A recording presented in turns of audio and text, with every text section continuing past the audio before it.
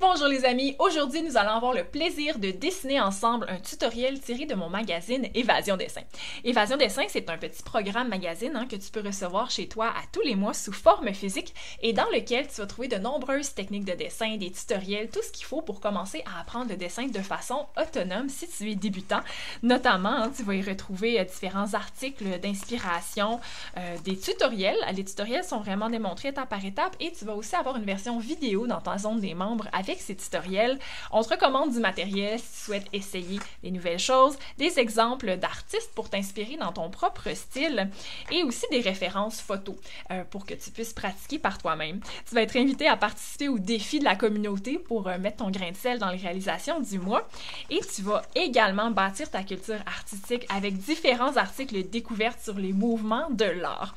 Alors, si tu veux en savoir plus sur Évasion Dessin, tu vas pouvoir trouver toute l'information avec les liens sous la vidéo. C'est une façon parfaite d'apprendre à dessiner de façon autonome, à ton rythme, sans te mettre trop de pression et c'est très portatif pendant l'été.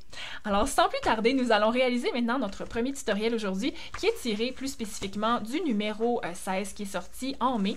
Alors, pour celui-ci, nous allons faire une fleur de lotus et pour ça, j'ai un bon vieux papier, crayon, efface. Alors, on s'y penche immédiatement. C'est un tutoriel d'une dizaine de minutes. Dans ma première étape, je vais toujours me faire une espèce de cercle qui délimite le positionnement approximatif de ma fleur de lotus. Bon, le cercle, il n'est pas foncé, mais c'est voulu parce que je suis juste en train de chercher à quel endroit je vais mettre mes détails là, sur la feuille. Donc, qu'est-ce qui est le plus important ici? Je vois vraiment cette forme-là. Alors, je vais essayer de la représenter et remarquer comment je tiens mon crayon de côté parce que je suis vraiment en train de pas travailler en précision, mais d'essayer de dire à quel endroit vont se situer mes éléments. Alors, je change de crayon aussi juste pour que vous voyez un petit peu mieux. Alors ça, c'est ma plus grosse feuille qui est ici. On voit qu'elle a une autre section ici là, en avant. Alors, je l'ai séparée en deux comme ça. On va avoir une autre partie de la feuille qui est en avant ici et qui va passer également comme ça. Alors, lorsque moi, je dessine, je suis toujours en train de me demander les formes par rapport aux autres formes, comment elles sont situées.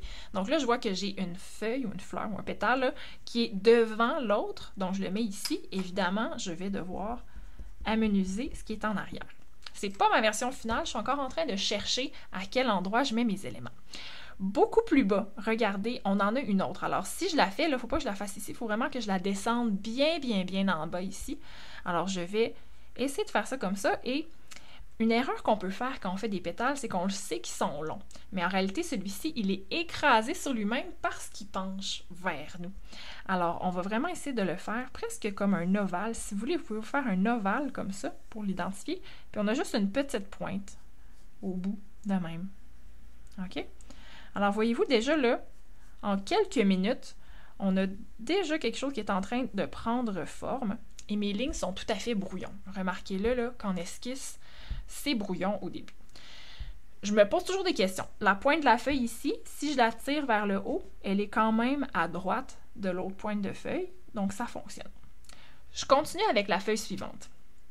Elle va être un peu à droite de la pointe ici et elle se lève selon un angle assez drastique. Elle ne va cependant pas se rendre jusqu'en haut de ma feuille de base, peut-être à mi-chemin, donc environ ici. Et ça me permet de compléter le tour jusque-là. Remarquez que l'autre feuille, l'autre pétale de lotus ici, doit vraiment passer comme ça à l'intérieur. Donc, on a fait 1, 2, 3, 4 formes. Ça va bien, on continue. La suivante, ici, là, c'est bien intéressant parce qu'elle va partir en dessous de la feuille précédente qu'on avait dessinée. Donc, je vais vraiment identifier la tâche juste ici. Puis, je vais m'aider tout de suite en me disant où est-ce qu'elle est la pointe. Donc, la pointe, elle est à la même hauteur que celle-ci, mais à l'extérieur. Donc, on a vraiment un espace. Alors, je vais commencer par cette première ligne-là en me disant que j'ai un espace entre ma feuille. Donc, je suis à peu près comme ça ici. Et je vais essayer de rejoindre le point d'attache qu'on avait fait jusque-là. Ça, c'est la partie comme ça. Ensuite, de façon plus bombée, on va avoir l'extérieur de la feuille ici. Et voilà.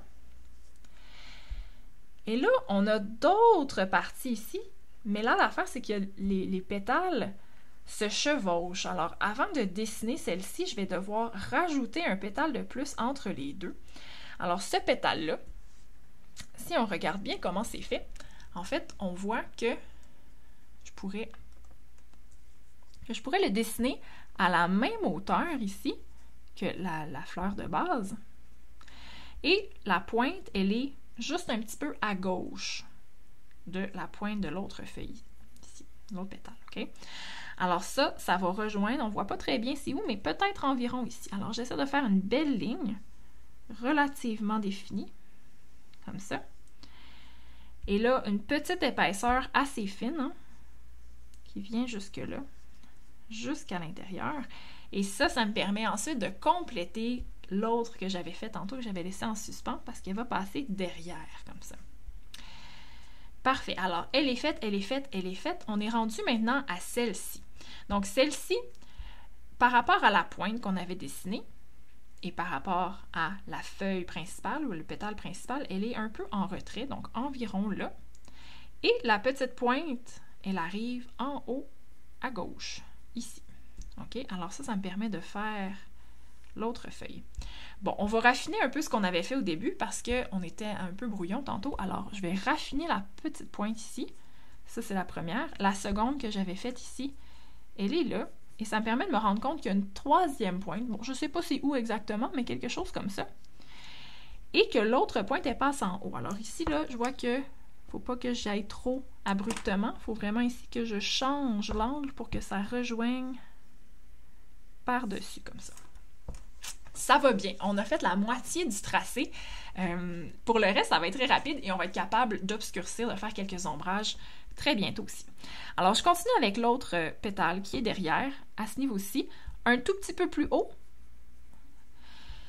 Et celui-ci va suivre de façon presque perpendiculaire la feuille qui est là, mais ne peut pas se rendre trop loin parce qu'on a une autre qui sort juste ici. Alors, vous vous rappelez du segment que j'ai là? Ça, c'est le point ici. Et le suivant, c'est comme ça pour la feuille, le pétale qui vient jusque-là. Alors, je viens le porter ici et je termine comme ça. Et là, on voit que l'arrière, lui, passe derrière ce pétale-ci. Il reste ensuite une autre petite feuille juste ici. Et là, je me rends compte que celui-là, je pourrais définitivement le mettre un tout petit peu plus large, comme ça, pour me laisser l'espace avec celui-ci. Alors, je le dessine comme ça, jusque-là. Il nous en reste une épaisseur derrière, jusqu'ici. Pour équilibrer, on a besoin d'une autre feuille également à l'arrière. Et notez que lorsque je dessine, je ne suis pas toujours dans une précision millimétrique et si je vois qu'il y a quelque chose qui n'est pas tout à fait égal ou pareil au dessin, mais des fois, je suis comme, OK, je vais m'adapter pour juste que ça fonctionne en termes de composition.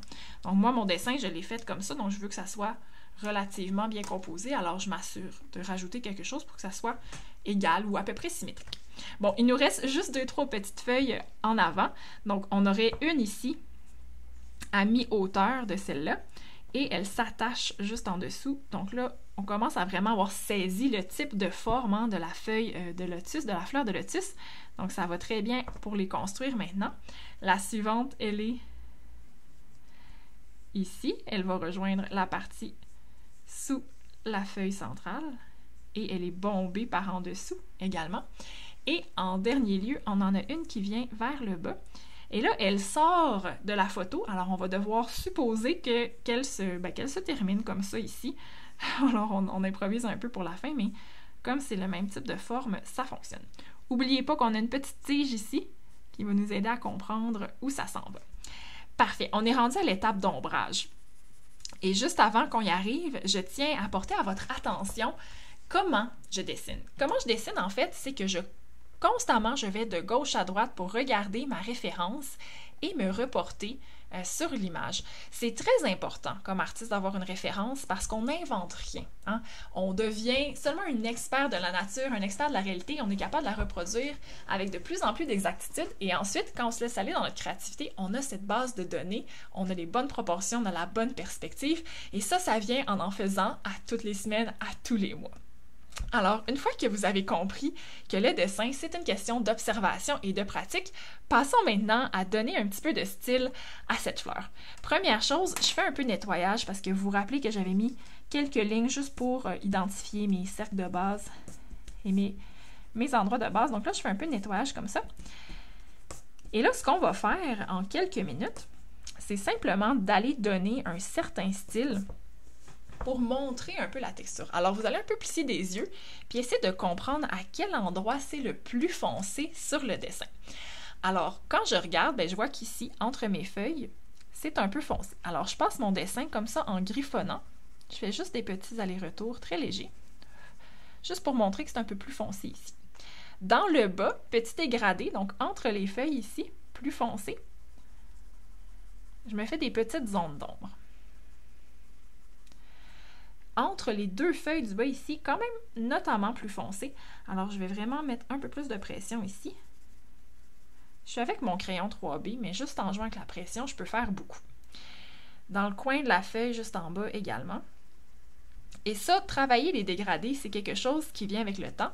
Il faut être capable de jouer avec la pression du crayon, tranquillement, mettre un peu plus de force et y aller de façon progressive. OK, entre ces deux feuilles-là ici, dans le coin, beaucoup d'ombrage dans le bas.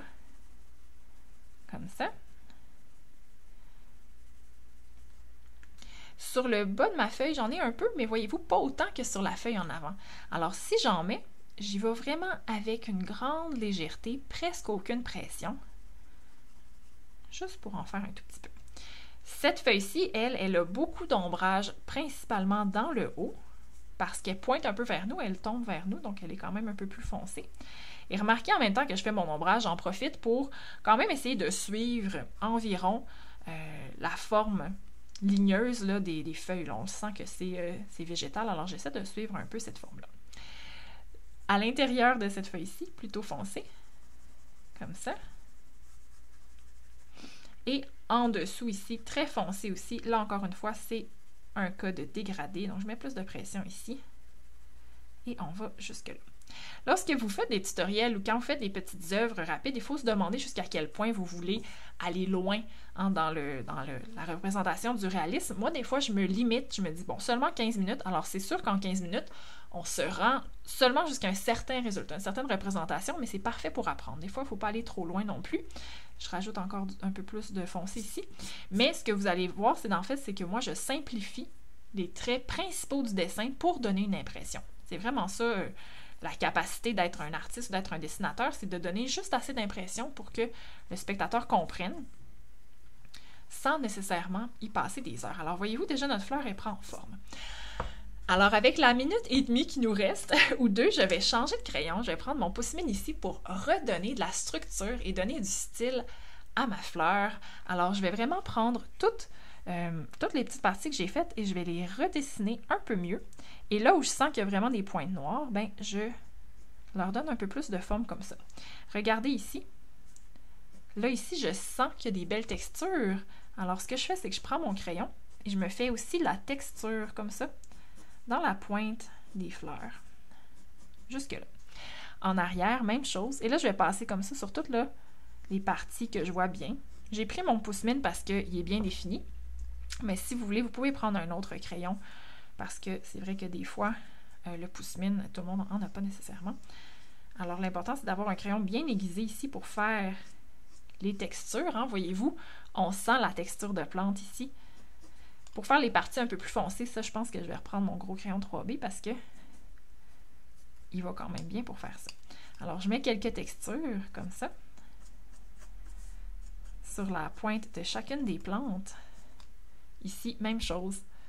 Une fois qu'on a compris le concept, le dessin, il y a souvent des parties qui sont répétitives. C'est-à-dire que, bon, on a compris le concept, on refait chacune des feuilles, on refait chacune des branches, chacune des ailes, chacune des mains, chacun des cheveux de la même façon. Alors, l'important, c'est de comprendre la technique une fois, puis ensuite de l'appliquer à répétition. Et la répétition n'a rien d'ennuyant. La répétition a le côté méditatif. La répétition a la partie qui nous permet aussi de devenir expert et bon et à l'aise avec ce qu'on fait. J'en rajoute ici aussi. Ça va me prendre peut-être plus qu'une petite minute et demie finalement.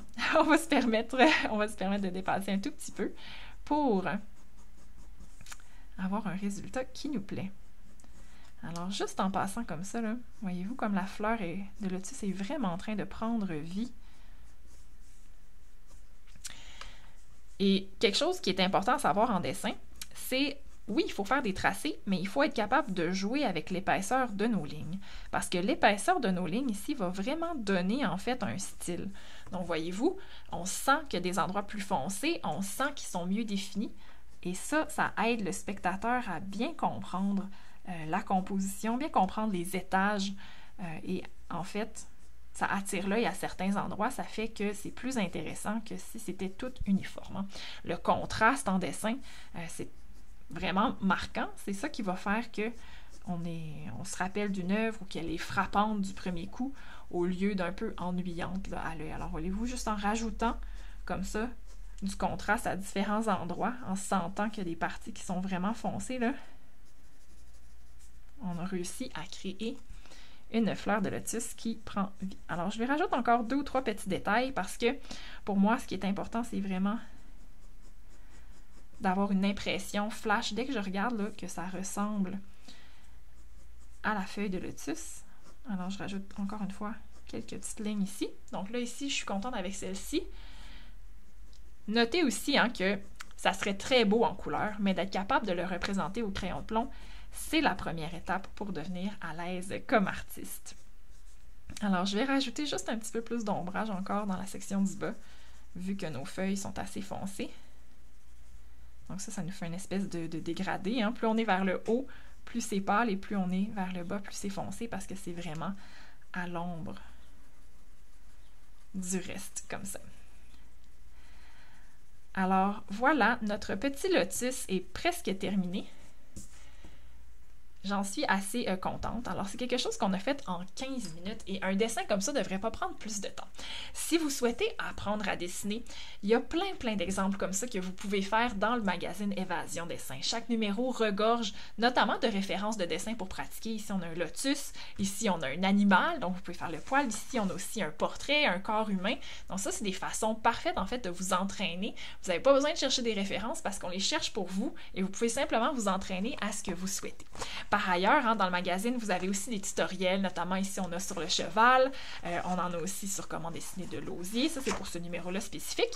Je vous parle aussi de différents styles de dessin dans le tutoriel. Par exemple, ici, dans le magazine, ici, c'est le dessin pour enfants ou le dessin illustratif. Bon, c'est le sujet du mois, mais on parle de choses différentes à tous les mois et vous allez vraiment avoir en fait des techniques qui sont expliquées, des tutoriels et ça vient avec une petite zone des membres où vous avez la version numérique du magazine. Alors, si vous souhaitez apprendre à dessiner par vous-même pendant l'été, le magazine, c'est vraiment une superbe option pour le faire parce que non seulement vous allez le recevoir chez vous, mais il est très portatif. Vous pouvez donc l'amener, peu importe, dans votre sacoche avec quelques crayons à dessin. Si vous allez en voyage, pas besoin de l'écran, vous avez tout ce qu'il faut dans le magazine. Vous avez déjà plein d'exemples, plein d'images, donc vous pouvez vraiment le faire de façon sans écran et portative. C'est une lecture intéressante à faire à la plage. Alors c'est vraiment quelque chose d'agréable pour apprendre à dessiner si vous êtes débutant, sans vous contraindre à un horaire non plus parce que c'est flexible, c'est à votre rythme quand vous le souhaitez. Alors, pour en savoir plus sur le magazine, regardez sous la vidéo. On a une petite promotion de lancement cette semaine qui va vous permettre d'obtenir les anciens numéros de façon numérique pendant votre abonnement. Alors, c'est une façon pour vous d'en avoir encore plus là, si vous souhaitez progresser tout au long de l'année avec des tutoriels, des techniques et une belle communauté présente pour vous aussi. Bien, merci d'avoir écouté ce tutoriel. Très hâte de voir ce que vous aurez réalisé. Laissez-moi vos commentaires. Bye tout le monde!